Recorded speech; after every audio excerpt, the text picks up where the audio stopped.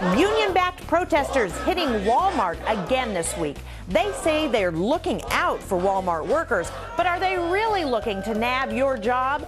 That's at the bottom of the hour, but up here first. Strike, organizing is our right. Are these Walmart workers getting jobbed by unions that are supposed to be fighting for their jobs? Hi, everyone, and welcome. I'm Neil Cavuto, and forget about pay for play. How about pay for protest? A top Walmart executive accusing unions of paying agitators to disrupt the retailer's annual shareholder meeting. And how about this at the Big Apple? More than half the New York City Council members telling Walmart to stop giving its so-called dangerous dollars to city charities to try and gain favor, they say, in the city. Ain't gonna happen. Did they run that one, though, by the folks benefiting from those charities in this city? To Ben Stein, Charles Payne, Dagan McDowell, along with Adam Lashinsky, Charlie Gasparino. Charles Payne, sometimes you can cut off your nose to spite your face. Yeah, if there's any real ramifications. But, you know, we saw this sort of play out in D.C. Here's the thing. New York City is probably the worst case of income inequality in the country. I mean, we know, we live around here. You're either very rich or very poor. Almost 2 million people living in poverty. Average wages have actually gone down. And you're saying, Walmart, you're mean. We don't want your dangerous money to charities, or we don't ever want you to come here and create jobs. That's rich. I don't know how politicians get away with it. You know, Dagan, what I found, you don't want Walmart stores to come in here. That's one thing, which to me seems stupid. It's one of the most overpriced cities for general goods anywhere. But now you're denying them funding charities for whatever their reason. You don't like their money or the smell of their money. Shut up. Let those folks decide. Welcome to the left-wing sinkhole that is New York City.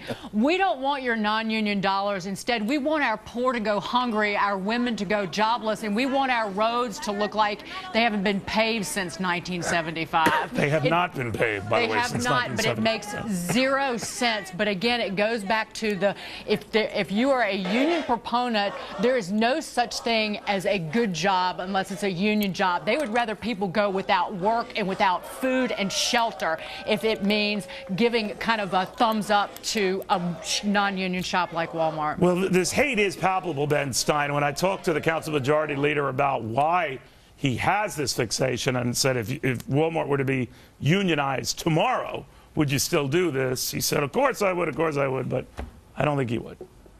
Well, New York is, as all of our panelists are saying, a sinkhole not only of income inequality and incompetence in government, but of extraordinarily high prices at all these local neighborhood stores, and they would be demolished by Walmart, and yet the ordinary consumer would benefit tremendously. It's been calculated over and over and over again that if there is a Walmart in a neighborhood, it's the equivalent of the local people, the consumers, having a 10 or 15% wage increase. Why it is that the selfishness of these council members, the selfishness of the politicians in New York, trumps the best interest of the people of New York. I totally disagree with you. It's just mystifying.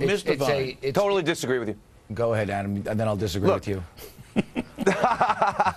Look, if it were me, I would take their money. Just to say that, because I don't think there's anything evil about Walmart, but I think it is a totally consistent position to say, I don't like that company, I don't like what it stands for, I don't like the fact they don't hire union workers, I don't like what they do to communities, and I'm not going to take their money. That's a consistent position Adam, for a politician are you pro-choice? Are you pro-choice? Yes. All right, I'm pro-choice when it comes to Walmart. Let me choose. Yeah. Well, let's be real. This is less. But I this see is that more as leadership. political. Adam, this is much more political than you're leading on. This is a trifecta for the New York City, typical liberal New York City politician. You get free publicity on one hand. You get to back your union allies on another hand, because, you know, the unions are put, you know, Mayor de Blasio and the city council in office.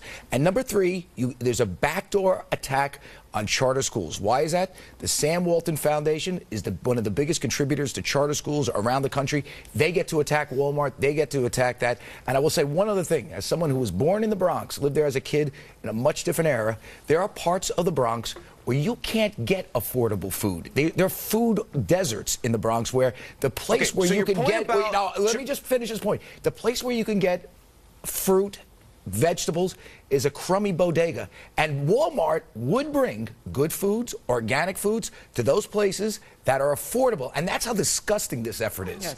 Well, I just think, Charles Payne, the issue comes down to, and I was telling the councilman this, let me decide, or let New Yorkers decide, if it is as reprehensible as you say, they won't go there. But I know you just go to the shop around the corner from where we're sitting right now, it's $50 for a gallon of milk. Yeah, give or take a few bucks. My point is, it's outrageous. And give New Yorkers choice. And then if it is so egregious and they find Walmart's policies are so awful and those workers truly must be chained to their shelves or the cash register, fine. But they've not seen that, and I have a feeling that it's these leaders who are upset that they will. Well, and you know what, Adam, you're right. They played this game so long that they have to stick with it, because if the world ever sees that they're wrong, they've been wrong, shame on them. But to Charlie's point, I know people in Harlem who they get in a van and they drive to New Jersey to find quality food. Harlem is changing now because of gentrification. But there's still, a couple places. But, the point is, they drive out, and then they get the groceries, and then they have to drive back. Because of gentrification in Harlem, you can actually go to a Fairway and not to get too far off the But the Bronx,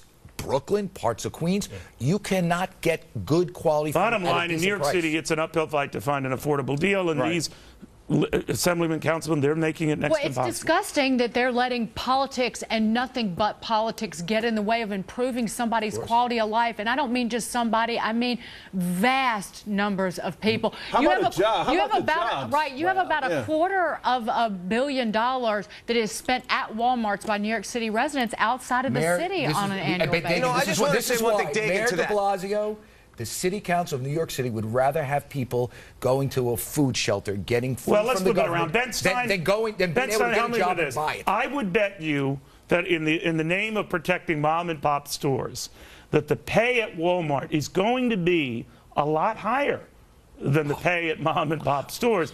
So one excuse after another seems to go away. And it'll be higher. There'll be chances for advancement within the corporate structure. And as to Adam's point a few moments ago about destroying communities, we live a large part of the year in North Idaho in a very small community called Sand Point. There's a Walmart there. The community has never been happier or more thriving. It isn't destroying the downtown old merchants at all. People are getting an opportunity to choose where they want to buy food, good quality food at good quality prices. What the city council is doing is just plain extortion. Okay, Adam, go ahead. Yeah, I mean, so you've got one data point. Plenty of other people have plenty of other data points about Walmart and their opinion has done to their main streets. I just want to say to something Dagan was saying, I think it's absolutely appropriate Adam, that political by the way, this leaders is New play York politics. City. It's not Mayberry. You can vary about main streets. I'll give you that. This is New York City. So I'm just saying, have at it. Come here. Let's see how it goes. If it doesn't go well, shame on me, shame on Walmart, but give them that chance. Is Walmart really going to destroy the poverty-stricken Central Bronx? I mean, what are you, nuts? I think that we. Look, I happen to agree. I'm in favor of letting them have at it and compete and all that. But I think that we should be in favor of politicians saying, "This is what I believe, and here's where I stand." Politics can be a good thing. Right there. Not when they're hurting their constituents. Yeah, exactly. I just want, you know what? Hurting them. Leave it up There's to the more individual. ways to skin this cat. Leave it up to the individual politician or the individual group to decide whether they want to accept Walmart's money, rather than a bunch of city council members firing off a letter to Walmart, basically threatening them, saying cease and desist. We don't want your dangerous money. I think that there's a distinction there. And let's be honest, Adam. This is far from principle. This is not a principle stand on the New York City. This is not. All right, Adam, I disagree with you.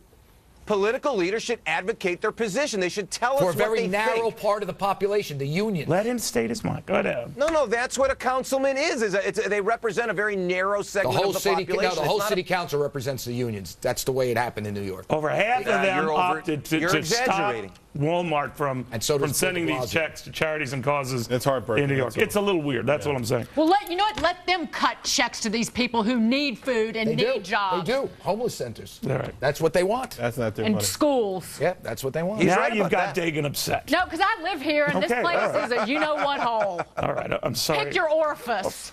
They're all Okay. Oh, boy. There we go. We're going to go blessedly to a break right now and address the SEC lawyers who are already emailing. But first, you think this is goofy? Washington's full of big spenders. Let's make them squeal.